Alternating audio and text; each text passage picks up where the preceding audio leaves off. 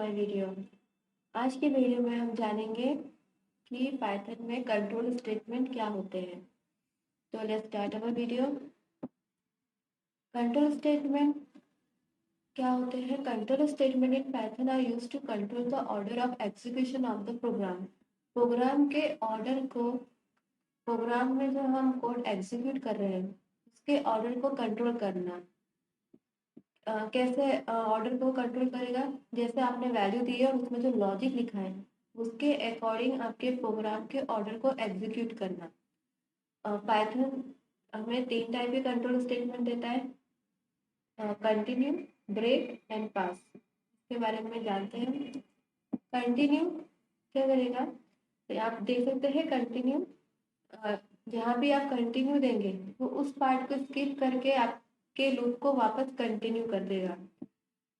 जैसे इसका सिंटेक्स देख सकते हैं आप, कंटिन्यू। अब हम इसे एग्जांपल से समझते हैं। मैंने यहाँ आई की वैल्यू दी है 0। मैंने यहाँ पे लूप चलाया है।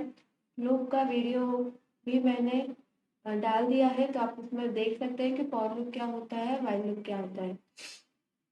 तो व्हाइल लूप में हमने यहाँ पे कंडीशन दी है कि मेरा आई कब तक चलेगा, जब तक उसकी वैल्यू 6 से छोटी रहेगी। फिर मैंने यहाँ पे आई को इंक्रीमेंट किया है और यहाँ पे कंडीशन दी है। जैसे आई की वैल्यू 3 के इक्वल आ जाएगी तो वो क्या कर देगा, कंटिन्यू कर देगा। हम जैसे आपको समझाती हूँ। सब पहले वैल्यू आई 0, तो यहाँ पे क्या होगा, 0 <6, कंडीशन ट्रू, वापस इसके अंदर आएगा। अब यहाँ पे क्या हो जाएगा, आई एक इंक्रीमेंट हो जाएगा। तो यहाँ क्या हो जाएगा, आई की वैल्यू क्या थी 0, 0 + 1, तो अब आई की वैल्यू क्या होगी 1। अब यहाँ पे क्या करेंगे, हम कंडीशन चेक करेंगे। आई इक्वल टू 3। अब आई की वैल्यू क्या है 1, 1 इक्वल टू 3 नहीं है, ये कंडीशन ट्रू नहीं है, तो वो कहाँ चला जाएगा, प्रिंट में। हमने इफ वाले आपने वीडियो में देखा होगा कि इफ कंडीशन अगर ट्रू होगी तो ही वो उसके अंदर वाला कोड एग्जीक्यूट होगा। बट अभी हमारी यहाँ पे आई की सॉरी, अभी हमारी इफ की कंडीशन यहाँ पे ट्रू नहीं है, तो वो लूप के अंदर नहीं, कंडीशन के अंदर नहीं जाएगा। ये कोड हमारा एग्जीक्यूट नहीं होगा। तो वो क्या करेगा, प्रिंट आई। तो हमारा प्रिंट क्या हो जाएगा, 1 प्रिंट हो जाएगा। वापस से यहाँ पे आई की वैल्यू हो जाएगी 1, कंडीशन ट्रू। तो i+1, आई की वैल्यू क्या है 1, 1 + 1 2। अब यहाँ पे वापस से चेक करेगा। अब आई की वैल्यू क्या है 1, 1 इक्वल टू 3, तो ये कंडीशन हमारी ट्रू नहीं है, तो वो कहाँ पे जाएगा, प्रिंट स्टेटमेंट में। तो यहाँ पे हमारा आउटपुट में क्या आ जाएगा, लिखा हुआ 1 2। पहले 1 आएगा फिर 2 आ जाएगा, वापस से ऊपर जाएगा, फिर से चेक करेगा। तो ये आई हमारा कब तक चेक होता रहेगा, जब तक आई की वैल्यू 6 तक नहीं आ जाती। और अभी हम सपोज हमारी आई की वैल्यू हो गई 2। अब यहाँ पे आई क्या होगा, वापस से इंक्रीमेंट होगा, तो आई की वैल्यू क्या हो गई 2, 2 + 1 3। अब यहाँ पे आई की वैल्यू क्या है 3, 3 इक्वल टू 3। तो 3 equal to 3 means condition true, तो कहा जाएगा कंटिन्यू। तो जैसे ही वो कंटिन्यू में जाएगा तो वापस से ऊपर आ जाएगा, वो नीचे वाले स्टेटमेंट में प्रिंट नहीं करेगा। उस पार्ट को क्या कर देगा, स्किप कर देगा और वापस से उसको लूप में भेज देगा।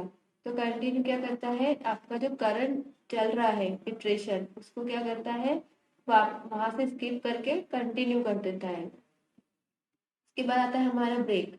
ब्रेक क्या करेगा, जहाँ पे आप ब्रेक लिखेंगे, ब्रेक मतलब उस वहां से वो लूप को टर्मिनेट कर देगा। सेम प्रोग्राम है। ओके, पहले हमारी आई की वैल्यू आएगी 0, तो यहाँ पे 0 + 1, आई की वैल्यू होगी 1। सेम यहाँ पे वापस चेक करेगा क्या आई की वैल्यू 3 के बराबर है, तो नहीं है, तो ये हमारा कोड एग्जीक्यूट नहीं होगा। और यहाँ पे क्या होगा, प्रिंट स्टेटमेंट हमारा रन होगा, तो आई की वैल्यू 1 प्रिंट हो जाएगी, वापस ऊपर जाएगा, वापस चेक करेगा। अब सपोज यहाँ पे आई की वैल्यू हो गई 2, यहाँ पे आई हो गया 2, 2 + 1 3। अब आई की वैल्यू क्या हो गई 3, तो 3 इक्वल टू 3। ओके 3, तो अब आई की वैल्यू 3 के इक्वल है, तो वो कहा जाएगा, कोड को एग्जीक्यूट करेगा। तो यहाँ पे कोड में क्या लिखा है, ब्रेक। तो जैसे ही वो ब्रेक स्टेटमेंट पे आएगा तो वो क्या करेगा, हमारे लूप को टर्मिनेट कर देगा। तो हमारा आउटपुट क्या आएगा, यहाँ पे 1 और 2। अभी हम इसे प्रैक्टिकल भी करके देखेंगे। अब हमारे पास है पास। पास स्टेटमेंट क्या कहता है कि जब भी आपको कुछ समझ में नहीं आ रहा हो कि हमें क्या लॉजिक लिखना है या क्या लिखना है, हमें क्या बनाना है, तो हम क्या कर सकते हैं, पास स्टेटमेंट का यूज़ कर सकते हैं। आप आपने जैसे आपके प्रोग्राम में व्हाइल लूप चला दिया, अगर आप व्हाइल लूप के अंदर बॉडी नहीं मेंशन करेंगे तो वो प्रोग्राम रन करेंगे तो क्या बताएगा, एरर बताएगा।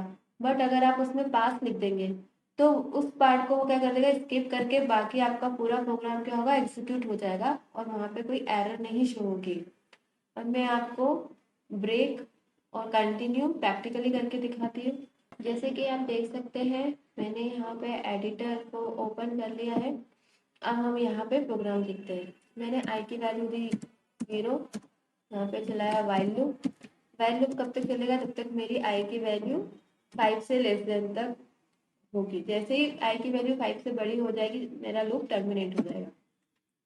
अब लूप के अंदर मैंने क्या लिखा है, यहाँ पे हमें कॉलम देना है, नहीं तो वो एरर शो करेगा। अब मैंने यहाँ पे आई को क्या करवाया, इंक्रीमेंट करवा दिया, I equal to I plus 1। Okay, और यहाँ पे क्या करवाया, प्रिंट आई। मैं यहाँ भी प्रिंट करवा सकती हूँ या फिर मैं यहाँ पहले कंडीशन दे देती हूँ, if I is equal to 2, तो क्या कर देगा वो, मेरा कंटिन्यू कर देगा।